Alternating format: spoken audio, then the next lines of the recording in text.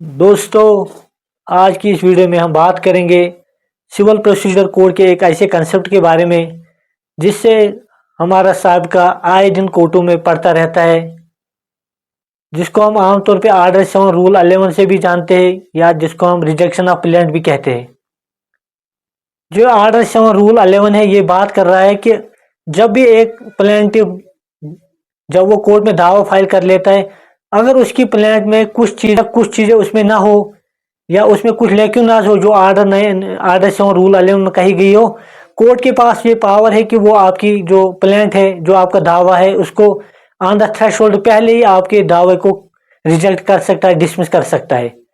वो 6 चीजें गिना रहा है। उनमें से पहली बात यह है कि जब आपके जो आपका दावा होगा, जो आपकी प्लेंट होगी, उसमें काज ऑफ एक्शन अराइज नहीं हो रहा होगा, वो काज ऑफ एक्शन के बारे में कुछ बात नहीं कर रहा होगा। इस तरह से जब आपने प्लेंट दावा फाइल किया होगा कोर्ट के सामने, उसमें ये देखा गया कि आपका दावा जो है वो अंडर वैल्यूड है। मिसाल के तौर पर सेशन कोर्ट या डिस्ट्रिक्ट कोर्ट को जूरिडिक्शन है, आपने अपने दावे की जो वैल्यू है उसको कम करा के नीचे वाले कोर्ट में लगवाया हो, उस सूरत में भी कोर्ट उसको रिजेक्ट कर सकता है। इस तरह से जो प्रॉपरली स्टैम्प्ड पेपर पे आपने अपने दावा को न लिखा हो, या अगर आपको कोर्ट ने कहा कि आप अपनी स्टैम्प ड्यूटी पूरी कराओ, आपने विद इन टाइम ना किया हो, उस सूरत में भी आपका जो ये दावा होगा उसको रिजेक्ट कर सकती है कोर्ट। इसी तरह से अगर किसी लॉ की वजह से आपका जो ये दावा हो, जो प्लेंट है, ये बाहर हो रही हो, उस सूरत में भी आपका जो ये प्लेंट होगी वो रिजेक्ट हो सकती है ऑन द थ्रेशोल्ड। इस तरह से ये डुप्लीकेट में आपको भरनी होती है, जो प्लेंट की कापी भरने ये पेश करनी होती कोर्ट में ना हो, तो उस सूरत में भी आपका दावा रिजेक्ट हो सकता है। इसी तरह से जो रूल 9 के वो जो उसके लवाजमत वो पूरे नहीं कर रहे हो, उस सूरत में भी आपकी जो प्लेंट होगी वो रिजेक्ट हो सकती है। अब जो ये आर्डर 7 रूल 11 जो है, उसका ऑब्जेक्ट क्या है? एक केस आया था 2020 में जिसका नाम है दाया बहन वर्सेस अरविंद भाई कल्याण जी बंसीलाल। इस केस में ये कहा गया होगा कि जो लिटिगेशन है, जो भी शेम लिटिगेशन, जो भी गलत लिटिगेशन, उसको एक तरह से खत्म करो ऑन द थ्रेशोल्ड, पहले ही खत्म करो। क्योंकि अगर कोई लिटिगेशन, कोई सूट जिसमें काज ऑफ एक्शन अराइज ना हो रहा है या लिमिटेशन की वजह से हिट हो रहा हो, उसकी वजह से जो टाइम कोर्ट का ज़ाया हो सकता है, उसको बचाने के लिए आपको वो प्लेन जो उसको पहले ही रिजेक्ट करना चाहिए। इसी तरह से जो अगर हम ये रिजेक्शन ऑफ प्लेन की वो हिस्ट्री देखिए, इसके बारे में सुप्रीम कोर्ट ने क्या कहा है। एक जो जस्टिस कृष्णा आयर है, उसने एक फेमस केस में ये कहा था जिसका नाम है T Arvind Nandan versus T V Satyapal and another. इसमें उसने कहा था कि एन एक्टिविस्ट जज is an answer to an irresponsible suits. जो भी इररेस्पॉन्सिबल सूट्स हो, जो फ्रिवोलस लिटिगेशन हो, उसको खत्म करने के लिए एक जज साहब को एक्टिविस्ट रहना चाहिए उसको खत्म करने के लिए। उसके बाद इसी तरह से वी ब्रगान न्यागी, उसमें यह कहा गया कि अगर कोई भी केस, कोई भी प्लेन, कोई भी दावा, कोई पिटिशन, इन छह मतलब ये जो आर्डर 7 रूल 11 में जो 6 चीजें गिनाई गई है, उनमें किसी में भी हिट कर रहे, कोई भी उसमें हिट कर रहा होगा उसकी उस प्लेन को, वो खत्म हो सकती है। अब उसके बाद दूसरा क्वेश्चन जो हमारे सामने आ जाता है कि ये जब भी हम मतलब मिसाल के तौर पर ये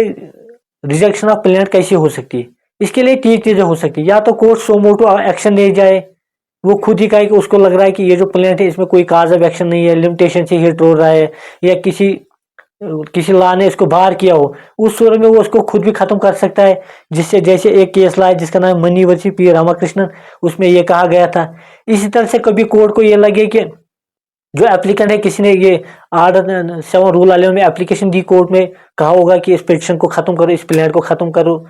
रिजेक्ट करो, या वैसे हो सकता है। या कभी अगर जो डिफेंडेंट होगा उसने ओरली कोर्ट डिफेंडेंट काउंसिल जो कोर्ट में कहा होगा कि इसमें मेरिट नहीं बन रहा है, उस सूरत में भी जो कोर्ट होगा उस ये जो प्लेंट होगी, जो आपका दावा होगा, सूट होगा, उसको रिजेक्ट कर सकती है। उसके बाद है कि जो कोर्ट है, कोर्ट को किन चीज़ों को ध्यान में रखना होगा जब उनके पास कोई भी ये एप्लीकेशन आई या सो मोटो किसी प्लेंट को या किसी सूट को उनको लगे कि इसको रिजेक्ट हमें करना चाहिए आर्डर 7 रूल 11 के थ्रू। उस सूरत में यही जो थैया बेन वर्सेस अरविंद भाई कल्याण जी बंसला, इसमें ये कहा गया कि कोर्ट सिर्फ जो प्लेंट होगी या उसके साथ जो डॉक्यूमेंट्स होंगे सिर्फ उन्हीं चीज़ों को देखेगी, बाकी किसी और चीज़ को नहीं देखेगी। जैसे एप्लीकेशन दी होगी आर्डर 7 रूल 11 उसकी तरफ भी नहीं देखेगी, अगर रिटन स्टेटमेंट फाइल किया होगा उसकी तरफ भी नहीं दे। अगर कोर्ट देखेगी वो देखेगी जो प्लेंट में जो लिखा गया हो या अगर उसके साथ कोई डॉक्यूमेंट रखे गए हो, सिर्फ उन दो चीज़ों को मद्देनजर रखते हुए अगर उसको लगे कि हाँ हमें रिजेक्ट करना चाहे तो वो कर सकते हैं, वरना बाकी चीज़ों को नहीं, एप्लीकेशन की तरफ नहीं देखना होगा या रिटन स्टेटमेंट की भी तरफ नहीं देखेगा। उसके बाद ये और एक केस आ गया, उसमें कहा कि जो कोर्ट से उनको काशिश रहना चाहिए कि जब भी उनके पास ये कोई एप्लीकेशन आ जाए, एक केस ला जिसका नाम है पूनाला लक्ष्मिया वर्सेस कुमारी प्रताप रेड्डी। इस केस ला में ये कहा गया कि जब भी आपके पास कोई डिसमिसल की एप्लीकेशन आई या रिजेक्शन ये प्लेन की या शूट की एप्लीकेशन आ जाए, कोर्ट को ये प्रेमा फेशियल देखना जो जब आप प्लेन रीडिंग में वो प्लेन पढ़ोगे, वो शूट पढ़ोगे, अगर आपको लग रहा है हाँ इसको खत्म करना चाहिए तभी करो आप, वरना आपको वो फॉर्मल इंक्वायरी बनकर टाइप कर नहीं जाना चाहिए। उसमें ये कहा गया मतलब उसमें कि थ्रेशोल्ड पे ही आपको ये केसेस को रिजेक्ट नहीं करना चाहिए बल्कि टाइम देना चाहिए।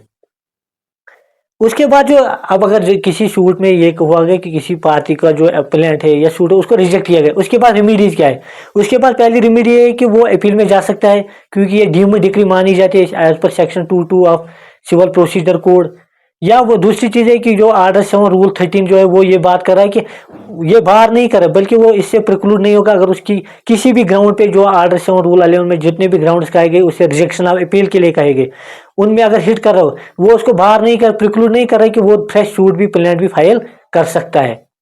उसके बाद हमें आ जाए मिसाल के तौर पर कोई जो सब क्लास डी जो कह रहा है इसी का रूल 9 का रूल 11 का वो कह रहा है कि किसी लॉ ने उसको बाहर किया हो, ये इम्प्लाइड बार भी हो सकता है एक्सप्रेस बार भी हो सकता है। मिसाल के तौर पर लैंड रेवेन्यू एक्ट वो एक्सप्रेसली बाहर कर रहा है कुछ शूटों को, उस सूरत में कोर्ट की जो जूरीज है वो पहले से ही उसको खत्म किया गया हो, उसको कहते हैं एक्सप्रेस बार। कहीं पे हो सकता है इम्प्लाइड बार भी हो सकता है, कोई कानून कह रहा है अगर आपको कोई मसला है आप इस ट्रिब्यूनल में जाओगे, वो इम्प्लाइडली कह रहे हैं आपको सिविल कोर्ट में नहीं जाना चाहिए बल्कि इस ट्रिब्यूनल के पास जाना, वो आ रहा है। इस तरह से जो काज ऑफ एक्शन है आमतौर पर हम सुनते आ रहे हैं, अगर काज ऑफ एक्शन उसका नहीं बन रहा हो उसमें भी ये कहा है कि जैसे कहते हैं कि for every action there should be a cause of action, वो जरूरी है, काज ऑफ एक्शन होना चाहिए, जरूरी होना चाहिए। इसके लिए भी बहुत सारे केसेस जैसे चर्च ऑफ क्राइस्ट केस ला जो है उसमें कहा गया ये काज ऑफ एक्शन क्या होता है, वो बंडल ऑफ फैक्ट्स क्या होते हैं, उससे क्या फ़ायदा होना चाहिए, अगर आप नहीं उठाओगे उसकी वजह से आपके केस में क्या फ़र्क पड़ेगा, ये सभी चीज़ें इसमें आती है। उसी तरह से जो दूसरे ग्राउंड है कि अंडर वैल्यूएशन हो, अगर आप वैल्यूएशन टाइम को टाइम दे सकता है आपको कि आप वैल्यूएशन शूट की पर वैल्यूएशन कराओ तो उस सूरत में आपको वो शूट चल सकता है। इस तरह अगर स्टैम्प पेपर पे आपने पूरा नहीं किया हो वो स्टैम्प ड्यूटी पूरा करने के बाद आपका शूट अलो किया जा सकता है। अब जो लास्ट के दो ग्राउंड से ई एंड अब जो ग्राउंड है मुझे लगता है वो जो सलीम बारिश ने एक केस लाए उसमें उन दोनों ग्राउंड को उन दो ग्राउंड की वजह से आप किसी के जो प्लेंट हो या शूट हो रिजेक्ट नहीं कर सकते हो। ये था आज के लिए, शुक्रिया।